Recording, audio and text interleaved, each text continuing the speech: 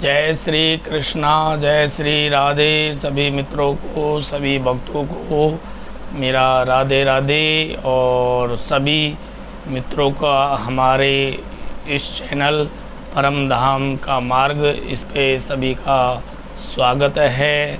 और सभी के जीवन में मंगल हो, सभी आनंद में से रहें। और सभी भक्तों को मेरा बार बार राधे राधे, जय श्री कृष्णा। आज मैं आपको इस मेरे चैनल परम धाम का मार्ग, इसमें आपको मैं ये बताना चाहता हूँ कि अच्छे लोगों के जीवन में दुख क्यों होता है, क्या कारण हैं। अच्छे कार्य करने वाले लोग दुखी क्यों रहते हैं, इसका क्या कारण है, ये मैं आपको बताना चाहता हूँ। श्रीमद् भागवत गीता में भगवान श्री कृष्ण ने अर्जुन को यही उपदेश दिया। अर्जुन के मन में जब भी कोई दुविधा होती, कोई भी परेशानी होती, तो वो भगवान श्री कृष्ण के पास में आते और भगवान श्री कृष्ण से पूछते।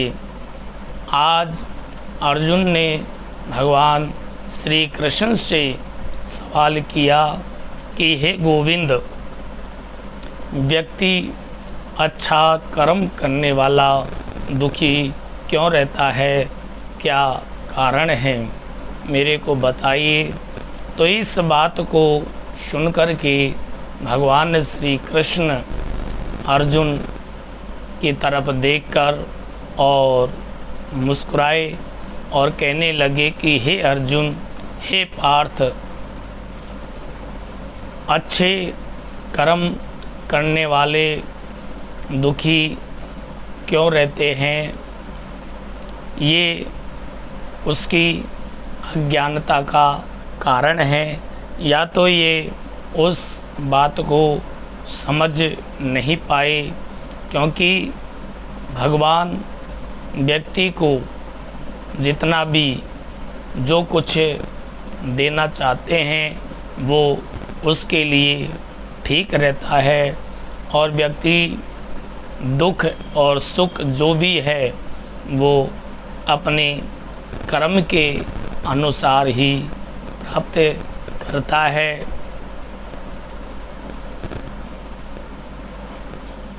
अर्जुन कहते हैं कि हे कृष्ण, व्यक्ति जो अच्छा कर्म करता है वो बहुत ज़्यादा दुखी रहता है, और जो बुरे कर्म करता है वो जीवन में खुशहाल रहता है और खुशियों का लुत्फ़ उठाता है।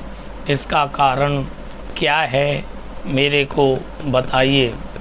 तो भगवान श्री कृष्ण कहने लगे कि हे अर्जुन, मैं तुम्हें एक बड़ी सुंदर कथा सुनाता हूँ, उसे तुम ध्यान से सुनिए।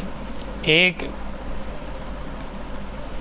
व्यापारी सेठ जी थे जो भगवान की बहुत भक्ति और पूजा पाठ करते थे, दान पुण्य में विश्वास करते थे और हमेशा भगवान का भजन करते थे।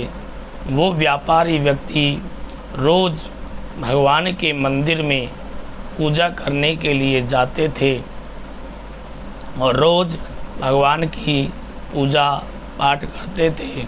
उसी मंदिर में एक व्यक्ति और जाता था साथ में, जिसे धर्म से कोई मतलब नहीं था, पूजा पाठ भक्ति से कोई मतलब नहीं था, दान पुण्य से कोई मतलब नहीं था। वो व्यक्ति मंदिर तो रोज़ जाता, लेकिन मंदिर के बाहर जूते चप्पलों की चोरी करने के लिए रोज जाता था। एक दिन अचानक तेज बरसात हो जाती है, तो वह व्यापारी सेठ जी जो थे वो तो मंदिर की पूजा करने जाते, और जो दूसरा व्यक्ति जाता, तो जब तेज बरसात हो जाती है तो उसने देखा कि मंदिर में कोई भी नहीं है, और यही सबसे बढ़िया मौका है आज मंदिर का धन चोरी करने का। और वो व्यक्ति किसी भी तरह पंडित जी की नज़रें चुरा करके और मंदिर का धन चोरी करके लेके चला जाता है। तो वह व्यापारी सेठ जी जब मंदिर की पूजा करने के लिए गया तो पंडित जी ने उस सेठ जी को देखा और उसे चोर समझा। उसे चोर समझ के और उस सेठ जी को मारने लगे। गांव के और 2-4 लोग इकट्ठे हो गए, सभी उसको पीटने लगे। वो व्यापारी सेठ जी कैसे तैसे अपनी जान बचा करके वहाँ से निकला कि दुर्भाग्य बस किस्मत ने आगे भी उसका साथ नहीं दिया, और जैसे ही वो बाहर निकला तो किसी गाड़ी से उसका एक्सीडेंट हो गया। अब वो व्यक्ति लंगड़ाते लंगड़ाते और चला, तो आगे रास्ते में वो चोर व्यक्ति उसको मिल गया और वो कहने लगा कि आज तो मेरे को बहुत सारा धन मिला है, आज तो मेरी किस्मत बदल गई, आज तो मेरा भाग्य बदल गया। ये देख कर के और उस व्यापारी सेठ जी को बड़ा गुस्सा आया। अब तो मित्रों कुछ समय के पश्चात दोनों व्यक्तियों की मृत्यु हो जाती है, और दोनों व्यक्ति मरने के पश्चात यमराज जी के पास में पहुंच जाते हैं। तो जैसे ही यमराज के पास में पहुँचे तो उस व्यापारी व्यक्ति ने उस चोर व्यक्ति को देखा और बहुत गुस्सा आया। तो यहाँ व्यापारी व्यक्ति ने यमराज जी से पूछा और रहा नहीं गया और बोले कि हे यमराज जी, मैंने तो जीवन भर धर्म किया, पुण्य किया, दान किया, भगवान का भजन किया, लेकिन फिर भी मेरे को जीवन भर दुख उठाना पड़ा। और जो व्यक्ति जीवन में बुरा कर्म करते हैं वो सुख प्राप्त करते हैं, ऐसा भेदभाव क्यों है? तो यमराज कहने लगे कि सेठ जी, तुम ऐसा सोचते हो तो ये तुम्हारा सोचना बिल्कुल असत्य है। ऐसा नहीं है कि जो व्यक्ति धर्म पुण्य करता है, जो अच्छे कर्म करता है वो दुख भोगता है, और जो बुरे कर्म करता है वो सुख भोगता है। ऐसा बिल्कुल भी नहीं है। ये अज्ञानता के कारण हम ऐसा सोचते हैं, लेकिन व्यक्ति को सुख और दुख जो है अपने कर्म के अनुसार ही प्राप्त होता है। और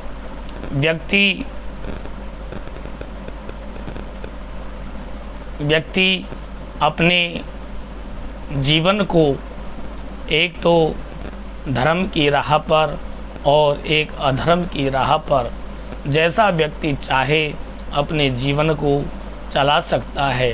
अब ये स्वयं के ऊपर होता है कि व्यक्ति को धर्म की राह को चुनना है या अधर्म की राह को चुनना है। और यहाँ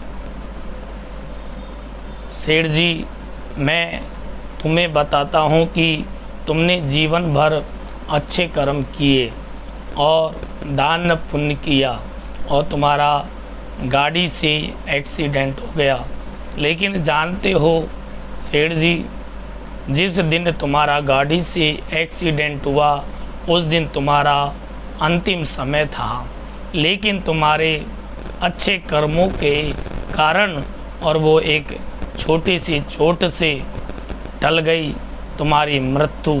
ये तुम्हारे अच्छे कर्मों का परिणाम था। और जो दुष्ट व्यक्ति है उसके बारे में तुम जानना चाहते हो कि वो अधर्म करते हुए भी सुख प्राप्त क्यों करता है। जानते हो, जो दुष्ट व्यक्ति था जिसने धन की पोटली की चोरी की थी मंदिर में, जानते हो इस व्यक्ति के जीवन में था राजयोग, लेकिन ये बुरे कर्मों के कारण, अधर्म कार्य के कारण और ये एक छोटी सी धन की पोटली लेकर और इसने राजयोग को निकाल दिया और बस अधर्म कार्य ही ये करने लगा है।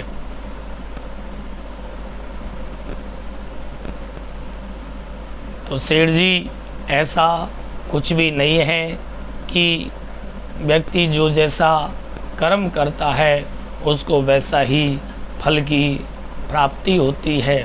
भगवान श्री कृष्ण अर्जुन को कहते हैं कि हे अर्जुन, अब तो तुम्हारे मन में जो बात थी वो तुम्हें समझ में आ गई होगी कि व्यक्ति इस संसार में चाहे अच्छा कर्म करे चाहे बुरा कर्म करे, जो जैसा कर्म करता है उसको वैसा ही फल प्राप्त होता है, चाहे वो अच्छा कर्म हो या बुरा कर्म हो। तो सभी मित्रों को मेरा बहुत बहुत धन्यवाद। और सभी मित्रों से मैं ये कहना चाहता हूँ कि सभी व्यक्ति अपनी अच्छे कर्म करें और अच्छे कर्मों की राह को कभी भी न छोड़ें, क्योंकि अच्छे कर्मों का हमेशा विजय प्राप्त होती है।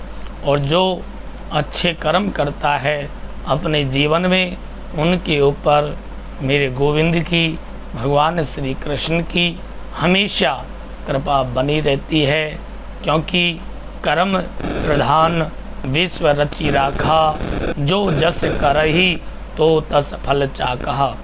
कर्म प्रधान है, कर्म जैसा तुम करोगे वैसा ही फल की तुम्हें प्राप्ति होगी। जय श्री राधे, जय श्री कृष्णा। और सभी मित्रों से निवेदन है कि हमारे इस वीडियो को पूरा ज़रूर देखें और हमारे इस चैनल को सब्सक्राइब करेंगे, लाइक करें। और यदि हमारा ये वीडियो आपको अच्छा लगा है तो इसे आप शेयर कीजिए ज़्यादा से ज़्यादा, और जीवन में हमेशा अच्छे कर्म करते रहिए। अच्छे कर्म करो, विजय आपकी निश्चित है, आप पर परमात्मा की कृपा निश्चित होगी, ये मेरा विश्वास है। जय श्री कृष्णा।